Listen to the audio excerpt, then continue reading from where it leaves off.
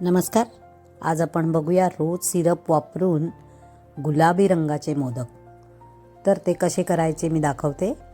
इथे थोडीशे तुपावर आपण खसखस भाजून घेतली आणि त्यावर आपण नारळाचा चव घालून घ्यायचा आहे.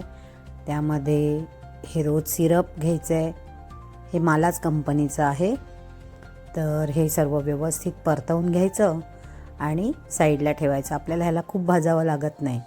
आता आपली पिठी नेहमीप्रमाणे बनवून घ्यायची, पण इथे मी आता अर्धा पेला पाणी घेतलं आणि थोडंसं म्हणजे एक पाव वाटीभर रोज सिरप घेतलं आहे. म्हणजे मग ते प्रमाण बरोबर होतं आहे. आणि त्याच्यामध्ये एक पेला पिठी घालून घेतली. पाण्यामध्ये फक्त मीठ आणि थोडंसं तूप घातलं होतं उकळताना. बाकी साखर वगैरे मी जशी नेहमी दाखवते तशी घालायची नाही. आणि अशी सगळं व्यवस्थित हलवून एक 5-10 मिनटं झाकून ठेवायचं आणि थंड झाल्यावर परातीत काढून घ्यायचं.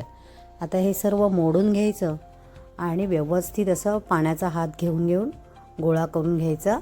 आता ह्याला तेल लावून घ्यायचं आणि याचे छोटे छोटे गोळे करून घ्यायचे. आता आपल्याला बनवायचे त्याचे मोदक.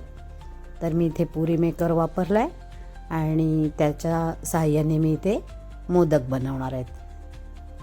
तर इथून अशा पाकळ्या करून घ्यायच्या आहेत.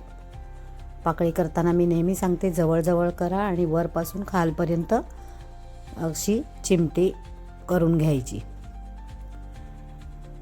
तर मोदक हे ट्रेंडिंग चालू असल्यामुळे मी तुम्हाला दाखवले आहेत.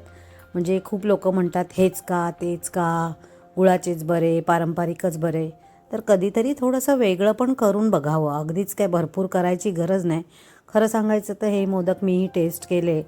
आपले पारंपरिकच छान लागतात, पण कधी कधी काही हरकत आहे काय जरा वेगळं करून बघायला. मी काय फार केले नाही, अगदी 10-11च केले व्हिडिओपुरतं. तर हे पहा, असे आपले इथे मोदक तयार झालेले आहेत. आणि आता मी हे नेहमीप्रमाणे आपले वाफवून घेणार आहेत. तर कसे वाटले माझे आजचे मोदक? लाईक, शेअर, सबस्क्राईब करायला विसरू नका. आणि अजून काय काय बघायला आवडेल तेही सांगा. तर इथे मोदक कसा उचलायचा तो बघा. खालच्या साईडने असा गोल करून घ्यायचा म्हणजे तो उचलला जातो. हे पहा. आणि वरच्या साईडला जास्त असं जाड पीठ ठेवायचं नाही. आता आपण हे वाफवून घेऊया. हे जवळजवळ 8 ते 10 मिनटासाठी वाफवले आणि आपले इथे गणपती बाप्पासाठी मोदक तयार. चला तर मग भेटूया पुढच्या भागात. गणपती बाप्पा मोरया. धन्यवाद.